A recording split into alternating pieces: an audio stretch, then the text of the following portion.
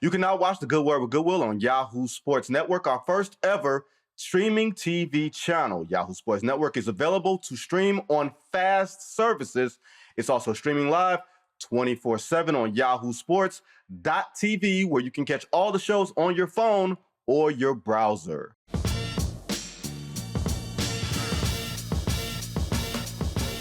Welcome to The Good Word. My name is Vincent Goodwill, senior NBA reporter for Yahoo Sports. A bit of business before we get into today's show. We are, of course, on YouTube, so don't forget, rate, review, subscribe to us there, as well as all the places you consume your audio podcast. It is late August. I got to bring in my man Jared Greenberg from NBA TV, TNT Sports from Atlanta. Jared, how you doing, buddy? What's happening, Vinny? That's cute. That's very, very cute. You're being on your best behavior today. I really, really appreciate that. Well, it's early in the morning. It's early in the morning. It is late. This is like the one time of the year where you can literally throw stuff against the wall because there's literally nothing going on with the NBA. Like this, actually, the league shuts down for 4 or 5 weeks, Jared? It's eerily quiet. It feels like something's brewing behind the scenes. It feels like the NBA is never like this. And the NBA has a history, as soon as another sport is about to do something big, to drop some news on it. So I'm wondering, now that the NFL and college football is inching closer and closer, are we getting close to something happening here? What do you think that would be? Are you talking about like Jonathan Kuminga, signing, the whole Malik Beasley thing? We got a little bit of news about Max Strus yesterday in Cleveland. Like, what type of bomb do you think will be dropped? Well, I was expecting this offseason to have not necessarily like a Luka level trade, but I was expecting something from someone. And I don't want to get aggregated into something here. So I just think that there's a handful of guys and teams that I'm still watching closely, even in the dead of the night, that I think, should the right deal come about, they would strike it and take that deal. So I still think there are things that, and listen, even if we get away from the blockbuster type of deal that I think could happen, the Warriors still have to do something at some point, right? Even they got to fill out a roster. They got to make sure that they've got 15 guys on their roster. So they've got to do something as well. Well, it's crazy. Like, you wonder about a team like maybe do the Celtics do a little bit more roster construction with all of the sort of mismatched pieces that they have, and Jaylen Brown is there, and he's going to be the guy, and like you're curious about some of that. Like you said, Golden State, what do they do with Kuminga? Sacramento, do they sign Russell Westbrook? I think that would in some ways be hilarious, but okay, we can leave that there. Well, is there any other? Listen, I was looking at this earlier. You've got to say Sacramento is the funniest roster in the NBA right now, right? Like, it's the funniest roster. Yes, it is. Are you elaborating on that? Like, you can't just say something like that and leave it there. It's just putting Russell Westbrook on that roster with Dennis Schroeder, Zach LaVine, and DeMar DeRozan and Domantas Sabonis. It's like, do they just want a fight for the basketball at some point with their own team? Like, are they expecting, like, here, hey, come buy a ticket to a basketball game and potentially watch a fight break out on the court. It'll be fun for you to watch. And by the way, if you hate the three-point shot, come on over here, because none of our guys, except for Russell Westbrook, who's the worst three-point shooter in the history of the NBA, will be taking three-point shots. That's not exactly true. Malik Monk takes threes at a decent clip. Zach LaVine is actually a really good shooter. Sabonis, DeRozan, no, you're right about those guys. I look, it's a weird situation, and Scott Perry, BJ Armstrong coming in there to clean up the mess. The one thing you don't want to do, Jared, and we weren't anticipating talking about this, but the one thing you don't want to do, in my opinion, is like literally stripping down to the studs in today's NBA. Like, you can't do that anymore. You kind of have to do things incrementally in a way, just because once you strip it down to the studs, it's so hard to get it back. Right. And sometimes, to their credit, you sometimes have to clean up a mess. Sometimes you have to make it messier before you can actually start the cleanup. So we'll see what they do. Maybe they've got some tradable assets, tradable contracts that they can get out from underneath. Maybe they're doing something in order to help prepare them for their next step. But moving on from the Kings, sorry. Yeah. No, you're good. You're good. You're not going to clean up a roster in the summer. Or if you do, you're taking huge risks and making unnecessary trades that can really put you behind the 8 ball. So I'm with you on there. We're going to play a couple of games today because it is late August, y'all. We're going to play a game called A Game of Better Odds, brought to you by producer Dakota. So I'm going to present to you a scenario, and you're going to tell me which has the better odds, Jared Greenberg. Are you ready? Yes. All right. Better odds. LeBron James owns an NBA team in the next 3 years, or is he still playing in 3 years? Still playing in 3 years. You think he's never going to retire? Why should he? You think he's going to play until year 26? I mean, listen, we can argue about his impact right now, but he's really still really good, right? He's better than the average. He's way better than the average NBA player still at this point. You know, we can argue, is he a first-team All-NBA player? Is he an MVP type of player? Is he the face of a franchise? Can he be the best player on a championship team? No, he can't be at this point. But he's still really, really freaking good and impactful. I think he's at a fascinating point in his journey because he's still, like you said, if nothing else, Jared, he's a max player, right? And his max is like, $56 million, $60 million, whatever it is. Can you, as any team, like let's stick with the LeBron is still going to play thing. Let's just go beyond this year. And let's say LeBron wants to play going into year 24, going into his age 42 season, right? He'll be turning 42. Let's say he leaves LA. He's not going to go play for the Sacramento Kings. He probably won't go play for the Los Angeles Clippers, even though that seems to be the home for old guys. Who can, Jared? The old age home of the NBA. Yeah, legit. That's the Golden Girls. That is Shady Pine. That is legit. If we had a game of Golden Girls, who would be Blanche on the LA Clippers? Who would be Rose? Who would be? I can't think of the other two. I don't know their names either, but. Blanche is the only one I know because Blanche is my favorite, and she was a sarcastic one. So that's right. Why I rock with her. But Blanche was the one that looked the oldest and really was the youngest, right? No, Blanche was the one that was kind of like the woman who got around. Okay, gotcha. Estelle Getty was the one who looked the oldest. But what really wasn't the oldest? Yeah, she was. She was still the oldest. Okay. Yeah, she was the oldest. You got to get your trivia right. Yeah, you're just showing your age here. I am. I really am. No, but seriously, Jared, LeBron going into age 42, who has a $50+ million salary slot waiting for him on a team that's worth a damn, like on a team that's not irrelevant and can absorb a LeBron? Because I don't see LeBron taking a pay cut at this stage of his life and his career. Well, this is my problem with everything that happened this summer, is that LeBron wanted his cake and wanted to eat it too. And to his credit, he's got every right to make those choices for himself. It's just tough to argue that you want to do what's best for the opportunity to win for your team if you're not letting go of some of the rope. LeBron, I understand him wanting to protect himself with a no trade clause.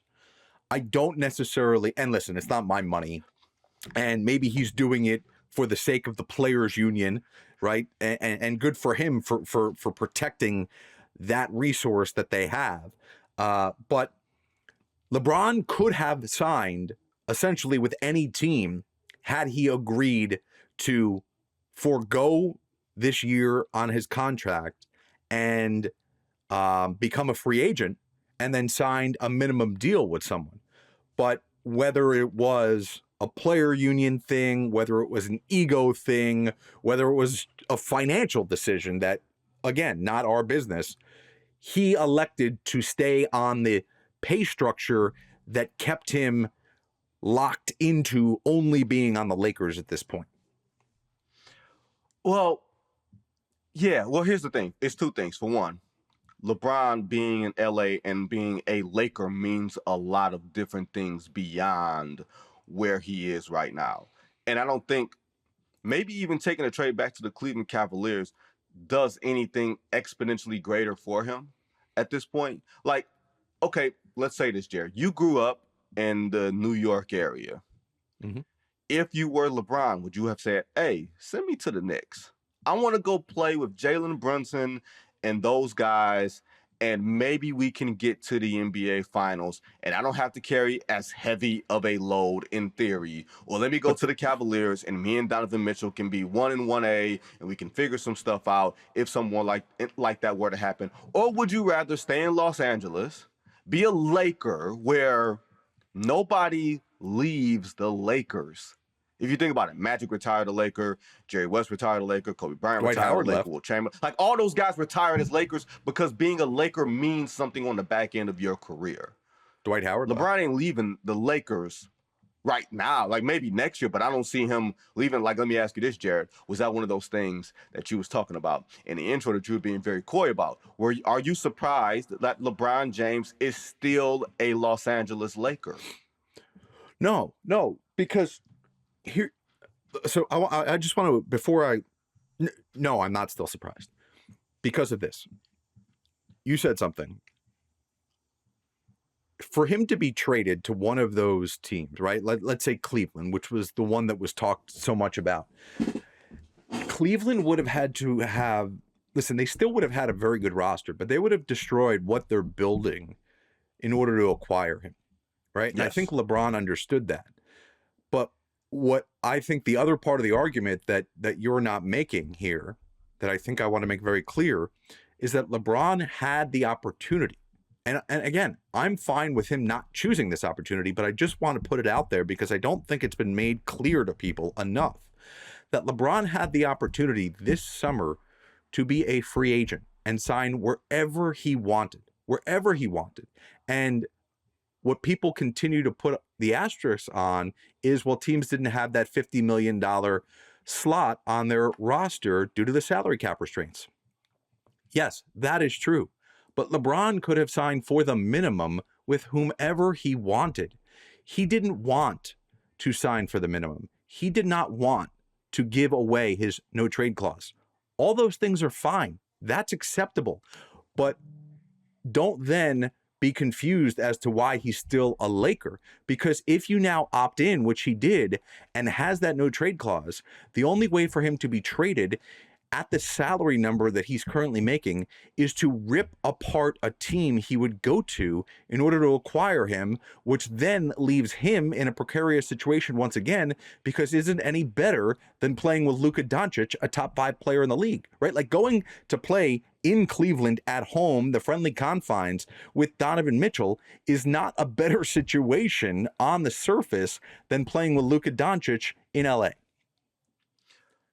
No, okay, everything you said was true. And the other part of it, this is, Jared, the Lakers have been out of the first round a grand total of one time since 2020, when they made their run to the conference finals in 23, where they got swept by Denver, right? There's no inherent pressure to win in Los Angeles. Like this whole LeBron to Lakers thing has been successful because the Lakers were in the wilderness before he got there. He got there, they had some structure. They won it in 2020, call it whatever you want to call it about the bubble and everything else. They won it. They had the stamina, the intestinal fortitude, all the things to win in that environment. That was an equally attainable title, and the Lakers took it, right? Fine.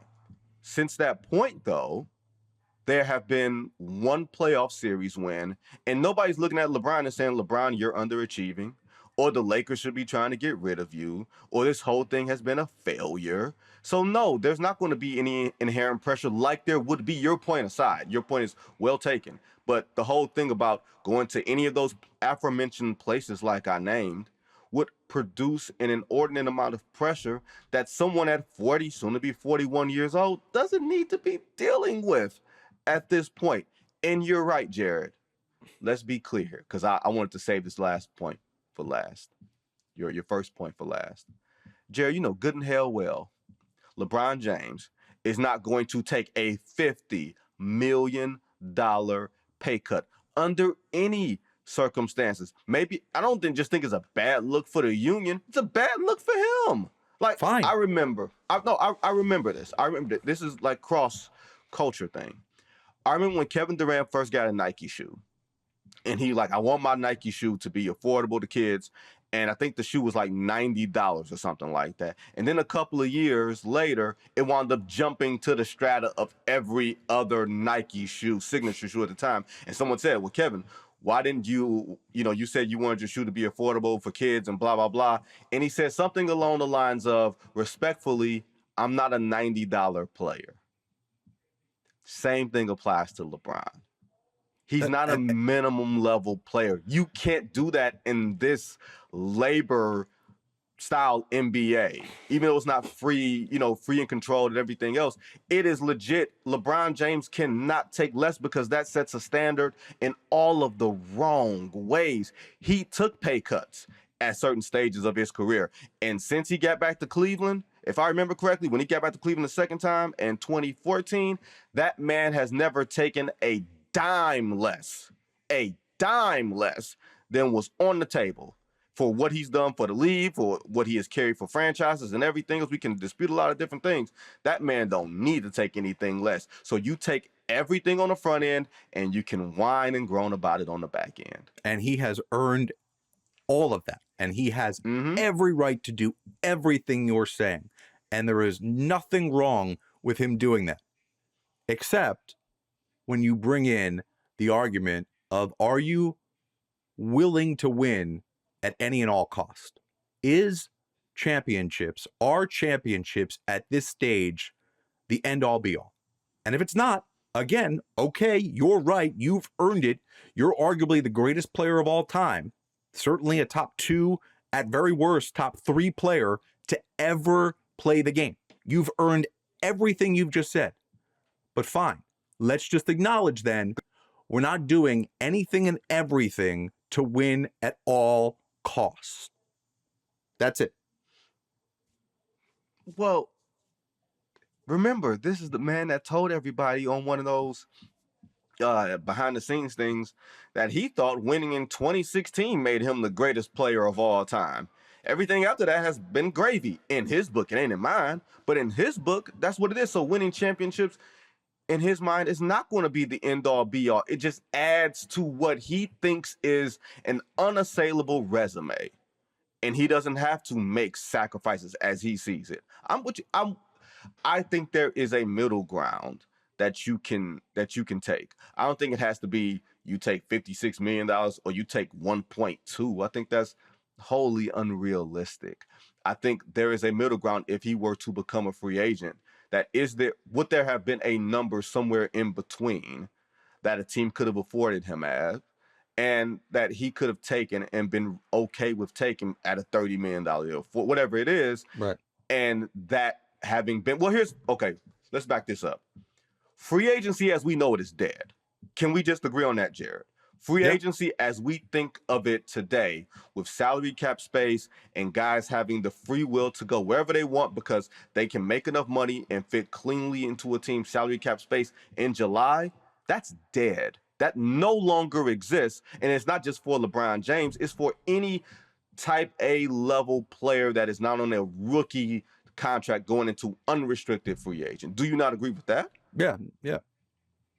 That's where the shame of this is all it all sits, is these guys make so much money, and I'm not pocket watching or hating. I'm just simply saying that it is virtually impossible for a team to clear $60 million or $50 million in salary cap space by July so that one player can fit in cleanly there. The sign and trade rules are so restrictive. The CBA has gotten so restrictive that it has limited, if not completely stifled, all significant player movement in the summer. If you want to go somewhere, you're going to have to get traded during the season. July is dead. And you're talking about, going back to your original point, you think something should have happened significantly as far as player movement. If it does happen, whatever it is, it's going to be more trades than free agency. And usually trades, with the exception of the Karl Towns, Julius Randle thing that happened on the eve of training camp, usually those trades, it feels like, Jared, happens during the season. Yeah, and listen, for the lack of drama we've had this summer, we may make up for it by what happens in season, because in my mind, there's still a handful of guys that we're watching. I mean, let's just call a spade a spade. What happens in Atlanta with Trae Young? What happens in New Orleans with Zion? What happens in Memphis with Ja and Jaren Jackson, right? Like, and again, we can talk about what we've heard, right? I'm notorious on this podcast for saying, stop worrying about what you've heard as if that's the end-all be-all truth and it's written in stone. Just because there's a report or just because somebody comes out and says something on one day does not necessarily mean it's true on the next day, right? And I think that there's several other teams that we could mention here and say, what are they going to do? Now that there's been almost nothing in the summer, that means there's got to be something, I would imagine, that happens, if not multiple things that happen in season. Yeah, I don't disagree with you on that one. Although Jared Greenberg, and Dakota wasn't the producer at the time, so Dakota won't remember this. But Jared, you are being a little bit of a hypocrite there, because you were on this here podcast very early the season before talking about a coach that you did not think was going to be long for the franchise he was on, and then maybe a month later he got fired.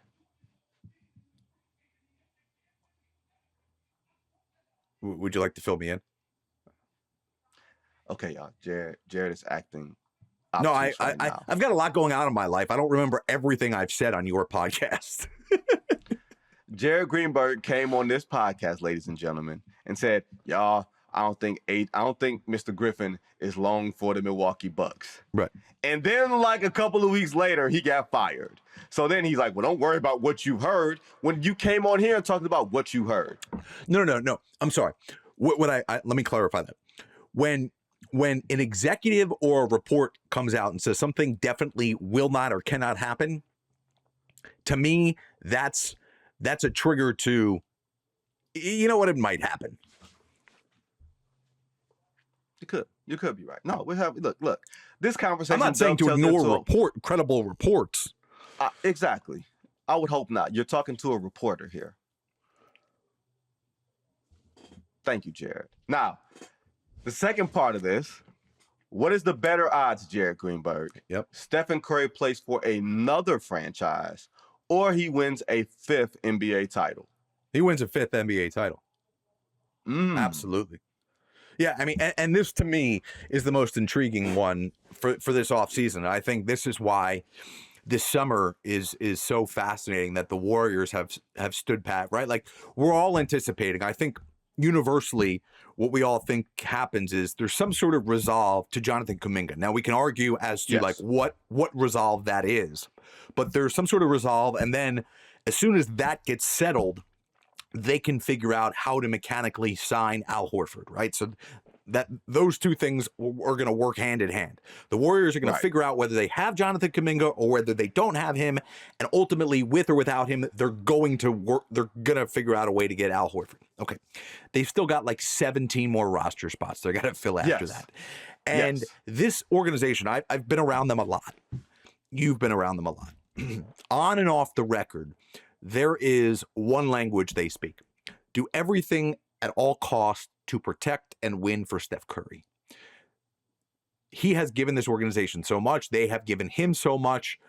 There is no question that some of their shortcomings over the last couple of years, some, not all, there's been a lot of other factors, but some have been because of the win at all cost mentality and the pressure that has created, particularly for some of the younger, inexperienced players who are not ready to play on that stage in those moments with that type of pressure.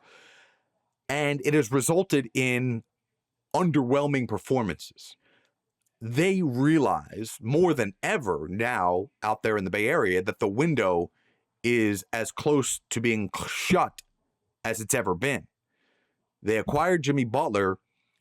I don't think they're done. And like you said, it's way more difficult now than ever to add. But I think, listen, we're all in this mindset of we think we know everything about the salary cap until we don't, right? Like, to me, Right. I don't claim to be an expert at all. I feel like there's ways that teams right now in the dead of the night are working to try and finagle, find loopholes, do things like the Knicks did last year by signing a guy to $1 less than the max and what that ultimately creates and all that other stuff.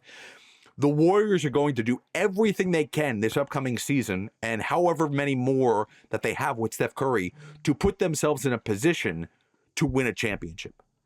I believe they will be a competitor at a high level once again. Are they as good as Oklahoma City? Probably not. Houston, who knows? Denver, Minnesota, you can go down the line. But Golden State will go down swinging before Steph Curry retires. Well, the crazy thing is, you said, and it's funny because we had Marcus Thompson on last week, who, is as plugged in as anybody. Right. And one thing I posited to him, Jared, was, did the Warriors as a franchise and organization feel Steph was done playing basketball at the highest of high levels when they went and did this 2 timelines thing, when they went and got Kuminga and James Wiseman and Moody? Like, all of those draft picks were geared towards the future in a Stephen Curry-less outlook for the Warriors. So I think this whole let's win for Steph now, had they been about that life 3 or 4 years ago, before the improbable 22 championship happened, they'd be in a different spot now, as opposed to, hey, Jonathan Kuminga's the only young athlete we got. And I get it, Jared. Let's be perfectly clear here.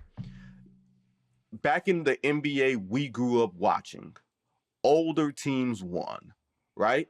The Spurs won championships. The Lakers won championships. All those teams won championships with veteran players, not necessarily young players, but like the Derek Fishers, the Rick Foxes, the Bruce Bowens, like the guys that really filled out the texture of the franchise and the team, right?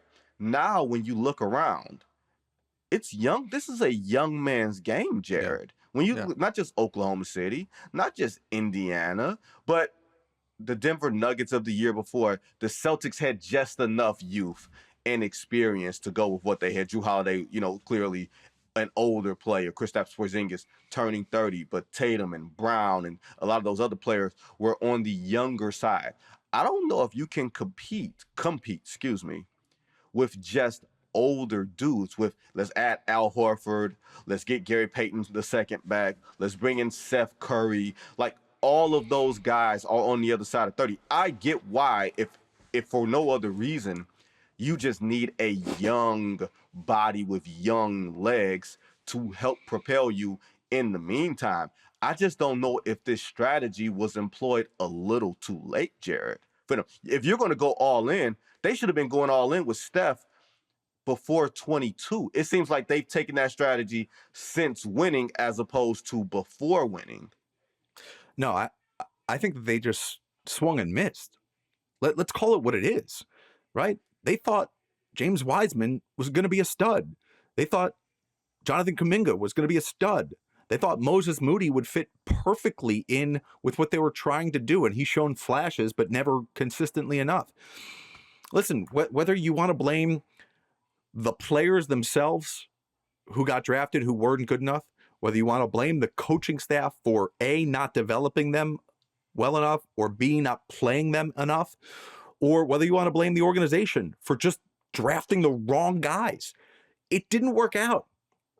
Like for not everybody's Sam Presti, and even Sam Presti has made mistakes, but he's missed. Yeah. Sam Presti's swing and misses have been covered up by Jalen Williams and Chet Holmgren.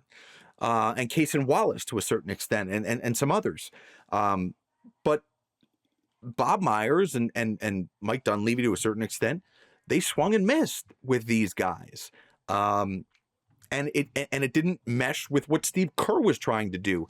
I disagree with you. I think that they've always had the approach to win. I think that they genuinely thought that these guys were generational talents that they were getting in draft classes, that Steph Curry and Draymond Green, and at the time Andre Iguodala, having those guys as mentors and as players could mold these guys into soaring with them at a parallel level. And it just didn't work. I disagree. I don't think at all that there was a lack of all-in mentality or approach. I just think that these guys, again, blame whoever you want, maybe a little bit of everybody, it just didn't work.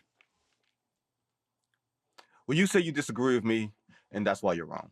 That's all. Now, is there a point where you think that Steph could entertain leaving the Bay Area? I listen, in the NBA, as soon as you say something's impossible, it becomes possible. I mean, that's our league that we love. I think it's the smallest of small chances. I mean, it would have to be a situation where it would equally benefit Steph and the organization. I think if there was a scenario where Steph could leave the place better than he found it, which, by the way, he's already done, right? Like, right. He's the Golden State Warriors were only behind the Clippers before Steph Curry got there in number of lottery pick appearances, right? Like, that's how bad the franchise was. And he's led them to 4 championships. So he's left them in a better spot. But I think for him to leave, he would want it to be a scenario where it's not him saying, hey, get me out of here at all costs, and you guys get a bunch of draft picks, right? I think it would have to be something where it's like, hey, I'm going somewhere where I have another opportunity to win a championship, and you guys are set up for success moving forward. And that is, I mean, I'm stating an obvious statement here, but it's so hard to accomplish that type of deal. Yeah, it's almost impossible. I think the days of expecting players to stick with one franchise for their entire careers is a bit foolhardy, right? If not just evidenced by what we just saw with Luka Doncic and LeBron James, and, like, people may not remember or may not know, some of our younger fans may not know, Shea Gilgeous-Alexander was not drafted by the Oklahoma City Thunder. You know what I mean? Like, they acquired him from the Clippers after his rookie year. So the days of believing, maybe Nikola Jokic will wind up being a Nuggets lifer, because I just can't see him going anywhere else in the pursuit of winning a championship, because I don't think it'll happen here, like in one of those type of things. I think he'll retire a Nugget, I think, and maybe just go and play somewhere else or do something else. But the days of believing as a whole that player X was drafted here, player X will never go away, the Tim Duncans, the David Robinsons, the Larry Birds, the Magics, blah, blah, blah, all down the line. So to Steph, to your point, it would have to be a crazy situation for Steph to even, Steph is very image conscious in the ways that he, comports himself publicly, and even the things that happen behind the scenes, because he knows it could inevitably come out, that he wouldn't want that on him and on his ledger of being a guy who became a carpetbagger at the end of his career. Right. And Steph is going to be, I believe, 38 in March. Ain't too many places to go. Ain't too much games to be played at this stage. So yeah, I'm kind of with you, but anything can happen. Now, this is the most fun one, Jared Greenberg. Better odds: Luka Doncic makes an all-defensive team, or becomes the NBA's all-time leading scorer. Oh. He said, or.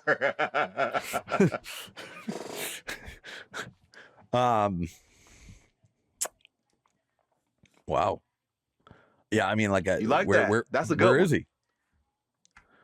Let's look. Well, as far as totals, right. As far as totals, he is at right under 13,000 points in 7 years. with a career average of right under 29. Now, if you want to compare that to LeBron's first 7 years, that puts him right up against it. Because LeBron was right under 28 points a game and played more games because LeBron, you know what's of course, crazy about this? Very rarely gets hurt. Do you know Luka is barely in the top 40 among active players in total points scored? Yeah, because these dudes play forever. That's why. And Luka's missed a lot of games. Yes. I mean, think about that. Well, he's never played more than 70 games in a season. Right. Or he played 50. He played 50 last year with the Lakers and Mavs combined. He played 70 the year before. 66, 65, 66, 61, 72. 72 was the most his rookie year. Yes. Now, granted, he played 61 in the 20 season, but that season was 10 games shortened by the COVID pandemic. So he played 61 of 72 or 71 games that season. So that falls right in line with everything with the 70-game projection mark. I mean, I'm not very good at math here, but who knows who's going to be voting for these all defensive teams down the road? I mean, right? I mean, it could be AI. It could be bots. Why would you say something like that? Why would you give people don't give the NBA any ideas? So he needs more than 29,000 points. How many more years does he play? Well, that's the question. How many more years does he play in relation to how many more years will LeBron play? When the first question was, you think LeBron is still going to be playing 3 years from now? Let's say he plays 10 more years. Okay. That would put him at 17 years in the league. It's not enough. It's not enough. No. Yeah, it's not enough because he would need for him to if LeBron doesn't score another point, right? Which, as we said, he will score a lot more points this upcoming year and the 5 more years after that LeBron plays. But if LeBron never scores another point and Luka plays 10 more years, he needs to average 2,900 points a season. He has never scored more than 2,300 points in a season. Yeah, look, okay. You are presenting numbers without context. And this is just off the top of my head.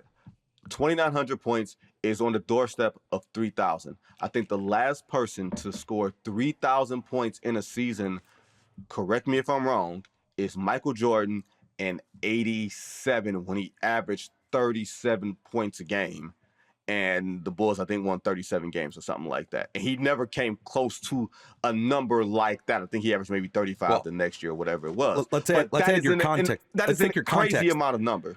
Let's take your context number and add a layer in. There has only been 4 seasons in NBA history where somebody has scored 3,000 points. And 3 of the 4 were done by one man, and Michael was the other man. Wilt had multiple seasons of Wilt had 2 seasons of scoring 3,000 points and a season of 4,000 points. Yeah. So what you're saying? So what I'm saying is there's a better odds of Luka Doncic making an all defensive team than becoming the NBA's all-time leading scorer. Yes, Dakota, producer, you are correct. You wanted me to say that. You got me to say that. We've got a transformed body in Luka Doncic. He's a whole new person with now a defensive mentality. And the odds are better for Luka Doncic to make an all-defensive team than to become the NBA's all-time leading scorer. Yes, correct. I mean, Jared, you got your summer body. You know what it's like to go through a body transformation. You got to give Luka some credit here. Mm-hmm. Sure. I get it. Yep. I respect it. Look, we had some fun here. We're going to really have some fun because I'm going to get under Jared's skin when we talk about these all-century teams after the break. Welcome back to The Good Word here with Jared Greenberg, folks. I must confess, Jared Greenberg was correct about something in the first segment when we talked about the Golden Girls, and he was talking about the mother being older than the daughter, and he's absolutely right. B. Arthur was actually a year older than the woman who played her mother, Estelle Getty. Estelle Getty was born in 1923. B. Arthur was born in 1922. Jared Greenberg, the floor is yours. Thank you. That's it. Enough Golden Girls talk. Let's get to your fun little segment here. Yeah. You know what the funny thing was? Because I wasn't thinking about it this way. On The Cosby Show, Felicia Rashad was like 10 years older than the woman who played her daughter, Sandra. She was like 10 years older than her, like in my head. That's what I was thinking of. Not that I was thinking about, The Cosby Show, which never mind. I got a hot take about The Cosby Show that I will not say here because people will get mad. But Jared, because we are 25 years into, this whole thing, this millennium, I thought about this because I've seen a few places and I was curious, Jared, what are your all-century NBA team what is your all-NBA century team to this point? Now, 2 guards, 2 forwards, and a center. Now, you and I differ on this, right? We've talked about this when getting into awards. I think everything should be positionless because I just think I want to reward ultimate greatness, and I would love to see just the best 5 players. Whatever. And I think it's funny though because we've basketball got some players. Ain't no sport positionless. You ain't got 2 quarterbacks on the field at the same time. Sometimes you do. Okay, go ahead, Jared. Come on. Plenty of times you do with some of the plenty stuff of times, Jared. Now that's where you're wrong. Sometimes. All right, so you just want me to start. What position you want to? I think the toughest position here to me is the center position. Because I think, to me, like I want to have Shaq on this team, even though best Shaq is late 90s, early 2000s, and then obviously we have really old and out of shape Shaq. But I still think like Shaq's numbers are the least reflective of impact, maybe anyone outside of Bill Russell in the history of the NBA, right? Because like Bill Russell's offensive numbers were absolutely minuscule in terms of what his overall impact on winning. And obviously we know what his defensive impact was, but I want to have Shaq on there, but I'm not going to have Shaq on there. I think the toughest position is center, and I'm going to put a guy who actually played center but never was listed at center as my center. I'm going to put Tim Duncan as my center. Oh, that is okay. Because Jared, once again, folks, Jared is trying to obscure the rules and go positionless. I got you. Tim Duncan's the greatest power forward of all time, who also happened to play center. You're not going to put Nikola Jokic as your all-century center. I mean, I would like to, yeah. I mean, that's a good one too. I just think like the sample size, right? Like if you were to reverse the century, right? Like reverse the order of the years, and we were to do this with Tim Duncan playing right now, on your all-time list, do you have Jokic above Tim Duncan on your all-time list as of today? No, Tim Duncan's a top 10 player of all time. And that's exactly where I'm coming from on this as well. I think ultimately Jokic probably cracks the top 10 and supersedes and leapfrogs Tim Duncan in that spot, probably, but not yet. Okay, look, I won't say a flawed logic, but you're going with the positionless logic. So go ahead and give me your other 4 players before I tell you real. Go ahead. You want the rest of my roster? Yeah, go ahead. Give me the rest of the roster. Okay, at power forward, I've got Kevin Durant. Okay. You act like you're surprised. At small forward, I've got LeBron James. A no-brainer. Yep. At shooting guard, Kobe Bryant. Another no-brainer. And Stephen Curry is the point guard. That was almost a perfect list, Jared, because I have Steph, I have LeBron, I have Kobe, I have Tim Duncan, but as my 4, I don't have Kevin Durant, which Kevin Durant can wind up being the greatest scorer ever in terms of aesthetic and skill set and everything else. But for purposes of this, I would have Shaquille O'Neal, even though, like you said, his numbers, like I had to actually look this up. Yeah. Post 2000, 22 points, 10 rebounds, 2 blocks, 2 assists or 2.5 assists, and 4 championships. And so much of that is skewed because of what happened on the back end, like post 2006. Right. Like the best of Shaq ended around 2002, so to speak. The best of Shaq was like actually like 2000, 2001. It was a very almost short-ish window. Yeah, but even on the back end of the three-peat, it was Kobe 1A, Shaq 1, depending on the matchups, depending on if Shaq was motivated and in shape and everything else. But yeah, I'm with you. Tim Duncan, greatest power forward of all time. No worries, the discussion there. Shaq being a big part of 4 championships, including the last three-peat that we've seen, that takes it over the top if we were to argue a Shaq versus Kevin Durant thing. Here, Jared, is where we will have some fun. Because we will take my team, because my team is the smart team, right? You know what my team is. Steph, LeBron, Kobe, Duncan, Shaq. Let's do the best of this century versus the best of the last 25 years prior to that. So that's pretty much post-merger going into 2000. Now, let me see if you agree with my team. Are you ready for this, Jared Greenberg? Yep. All right. Kareem at the 5. Dr. J at 1 forward. Larry Bird at 1 forward. The GOAT at 1 guard. And Magic at the other guard. Do you agree with that?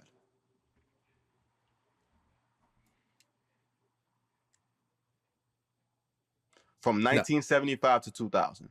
So that excuse that forgets Russell and Wilt. Right. Can we? So are you good with that, or do you want to put someone else there? No, to me, there's got to be either Karl Malone or Charles Barkley in for Dr. J. I think you severely underrate Dr. J. I think we turned Dr. J into Dominique Wilkins. Like, I think that's how we talk about Dr. J in that way because of what he did in the ABA and everything else. But Dr. J was carrying a franchise in Philadelphia. And I don't think Karl Malone, who was, I hate to say this to y'all, one of the most fraudulent MVPs we've ever had. Both of them were fraudulent MVPs. Without those MVPs, we don't think of Karl Malone in that way. And I would take Charles Barkley or Kevin Garnett over Karl Malone any day, to be perfectly honest. Right? Yeah. Okay. So let's take my team because once again, I'm smart and you're not. Let's take Kareem, Dr. J, Bird, Magic, Michael against the 5 of Steph, LeBron, Kobe, Duncan, and Shaq. Who wins that, Jared Greenberg?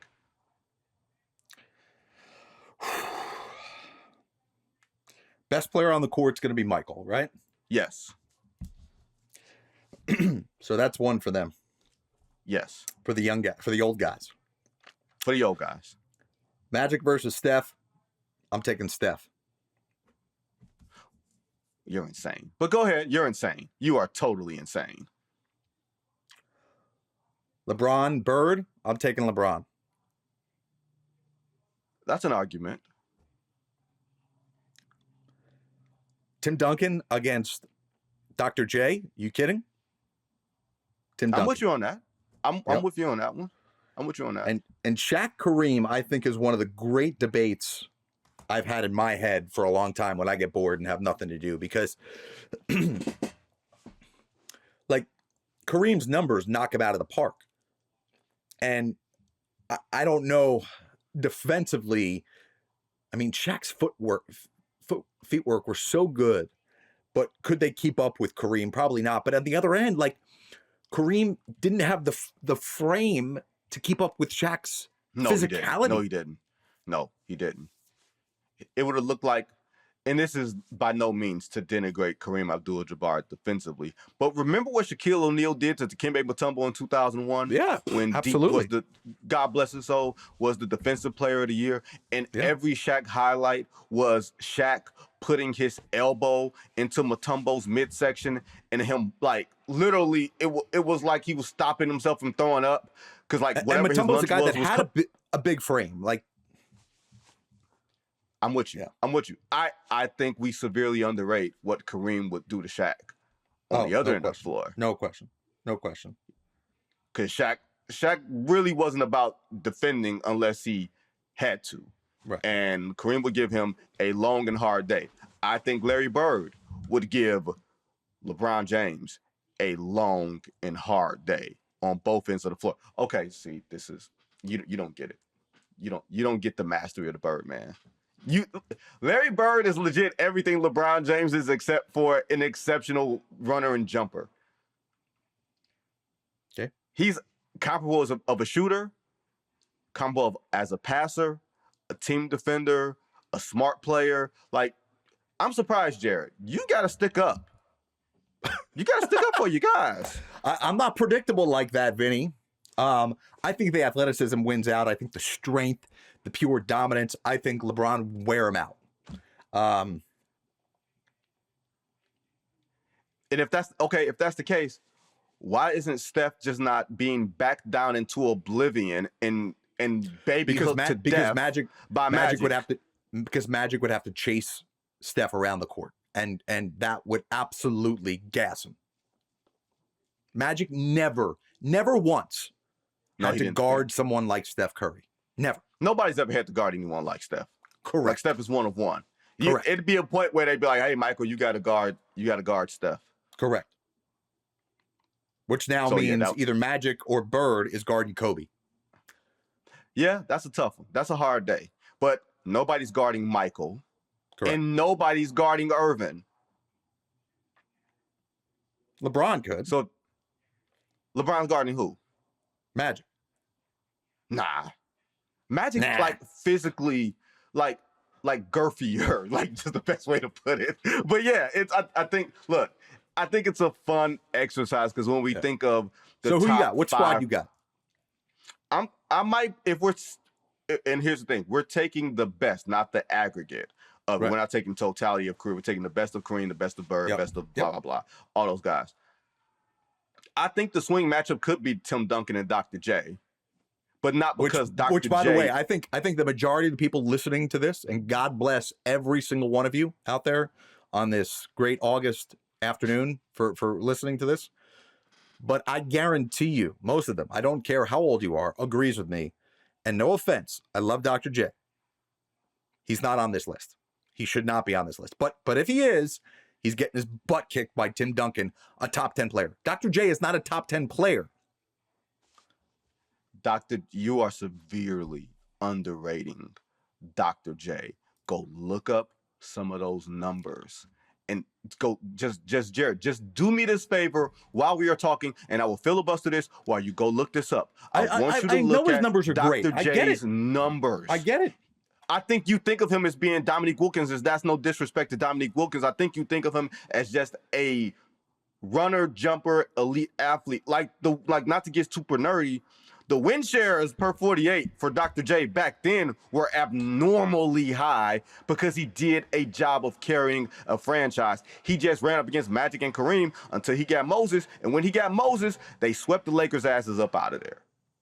All he needed was another guy. He never had another guy. And once he got the guy, Dr. J wound up winning the championship. 4-4-4, or rather, he's 5-4.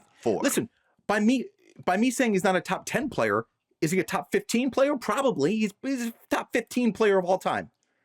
Okay, fine.